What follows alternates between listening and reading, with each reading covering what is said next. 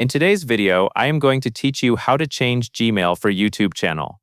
To do this the correct way, you will work inside YouTube Studio and update who has access to the channel. This method is commonly used when you want a different Gmail account to manage the same YouTube channel, without creating a brand new channel from scratch. Start by opening YouTube Studio. You can do this from a web browser on your computer. Once you are in YouTube Studio, look down the left-hand side menu and scroll to the bottom. Click on Settings. Settings is where YouTube keeps channel-level options, including the area for permissions and access.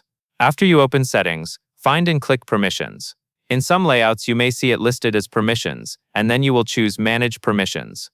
Go ahead and select Manage Permissions. This will take you to the Access Management page, where you can view who currently has permission to work on the channel. Depending on your account, you may be asked to confirm your identity before you can make changes. If that happens, just follow the on-screen prompts and then return to the Permissions page.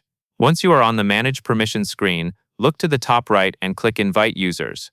This is the option that lets you add a new Google account to help manage the channel. In the Invite field, type the new Gmail address you want to use. Take your time here and make sure the email is spelled correctly, because the invitation will be sent to exactly what you enter. After you enter the new Gmail, complete the invite process on that screen. When the invite is sent, the new Gmail account will need to accept the invitation before it can access the channel in YouTube Studio. A helpful tip is to check the inbox for that account, and also check the spam or promotions tabs if the invite does not appear right away. Once accepted, the new Gmail will have access through YouTube Studio based on the permissions you set during the invite. That covers everything you need to know, and that is all there is to it.